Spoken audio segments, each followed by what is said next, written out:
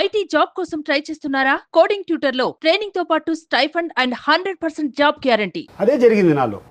ఎప్పుడైతే నీ క్యారెక్టర్ను దేనికైనా భరించచ్చేమో కానీ పార్టీ ద్వారా మీరు చెప్పారు, ఎమ్మెల్సీ వచ్చిందని చెప్పారు, డిప్యూటీ చైర్మన్ వచ్చిందని చెప్తున్నారు.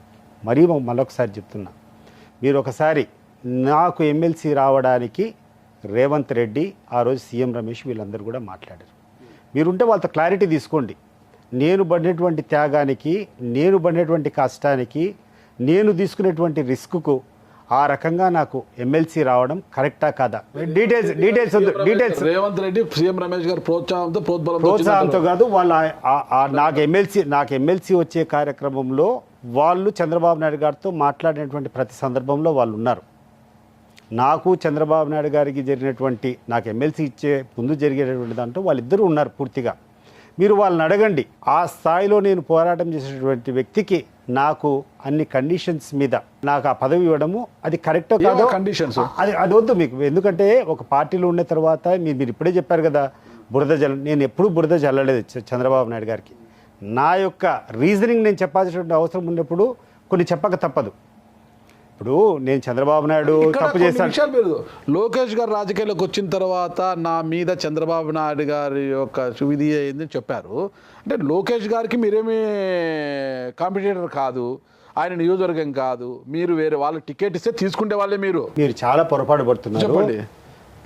ఇట్లా మీరు అడిగేటువంటి స్థాయిలో ఏ రోజు లేను. ఓకే, 5 సార్లు కంటెస్ట్ చేశాను. ఓకే, మళ్ళా ఒకసారి చెప్తున్నా, 5 సార్లు కంటెస్ట్ చేశాను. ఓకే.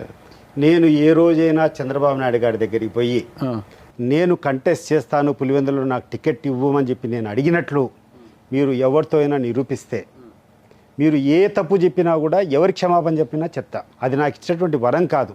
వాళ్ళ బాధ్యతను నా భుజస్కంధాల మీద, ఓకే, నీ బరువును నా భుజాల మీద నేను మోసాను పార్టీలో.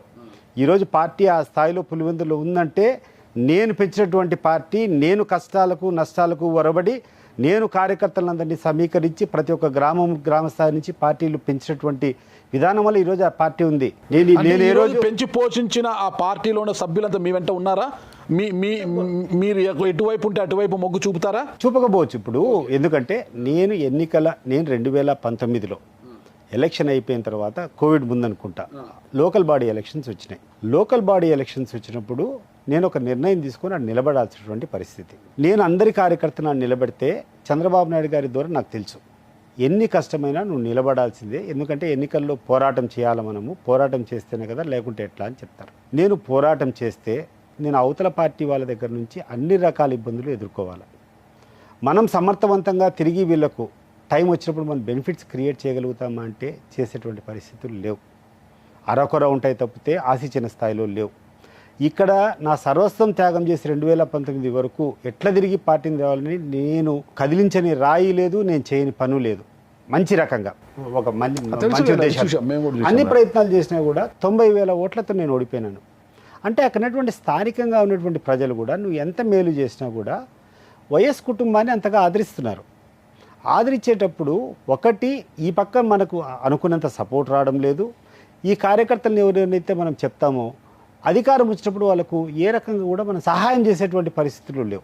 అటువంటి పరిస్థితుల్లో ఆయనకు మన మీద నమ్మకం కూడా లేనప్పుడు, ఇప్పుడు మనం అంతా కూడా ఒక ప్రాంతీయ పార్టీలో ఏదైనా ఉంటే ఆ లీడర్ని చూసి చేస్తాం.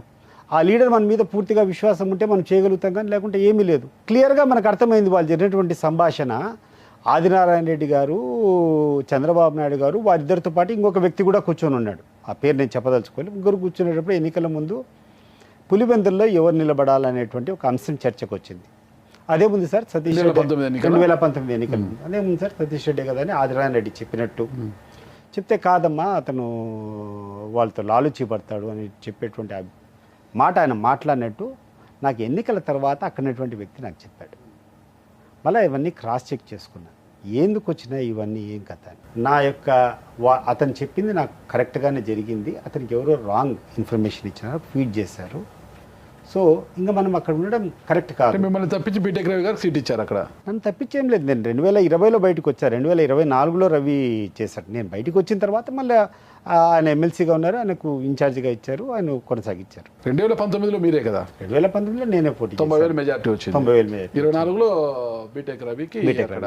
అంటే అసలు ప్రధానంగా మీ మీద అనుమానం వచ్చింది అన్న దాంతోనే మీరు బయటకు వచ్చారు. అంతే కదా. ఇప్పుడు ఒక నాయకునికి నేను 26 సంవత్సరాలను సేవ చేసి నువ్వు చెప్పినటువంటి పోరాటం నేను చేసే దాంట్లో అనేక సందర్భాల్లో నిన్ను నిలబడి కేసులు గీసులు ఆర్థికంగా అన్ని రకాలుగా ఇబ్బంది పడినప్పుడు ఆదుకోవాల్సిన ఓడిపోయి ఆదుకోవడం పక్కన పెట్టి నిందలు నీ మీద వేసి నీ మీద సదుపాయం లేనప్పుడు ఏ రకంగా మనం కొనసాగుతాం? సరే, మిమ్మల్ని చంద్రబాబు నాయుడు గారు అనుమానించారు.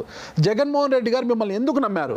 ఎందుకు నమ్మి ఇంత పెద్ద పదవి ఇచ్చారు మీకు? జిల్లా ప్రధాన కార్యదర్శి పదవి ఇచ్చారు. నేను ఏ పార్టీలో ఉన్నా ఎక్కడున్నా నా నీతి, నా నిజాయితీ, ఏ పార్టీ కోసం అయితే పనిచేస్తున్నానో నాకునేటువంటి అంకిత భావం. నీతి నిజాయితీ అంటే ఏంటి? నీతి అంటే ఏముంది? అవినీతి చేయకుండా ఉండడము, అక్రమాలు చేయకుండా ఉండడము, మనకున్నటువంటి ఆశయాల కోసం పోరాడము, మనం చేసేటువంటి పనులో ఎవరితో కూడా ఒక తప్పు చెప్పించుకోకుండా చేయడము, ఇది నీతి. ఎవరి దగ్గర ఒక స్వార్థం కోసం ఏదైనా ఆశించి చేయడం అనేది అవినీతి. ఒక వ్యక్తిగతంగా ఒక లాభం ఆశించో లేకుంటే ఇంకొకటి ఒక గిఫ్ట్ ఆశించో చేయడం అనేది అవినీతి. సో నీతి అంటే నేను ఏ రోజు చేసినా ఒకటి ఆ ప్రాంతం యొక్క నాకున్నటువంటి ఒకే ఒక స్వార్థం ఏది ఉన్నదంటే ఆ ప్రాంతంలో నేను శాసనసభ్యునిగా ఎన్నిక కావాలా అనేది ఒకటే స్వార్థం.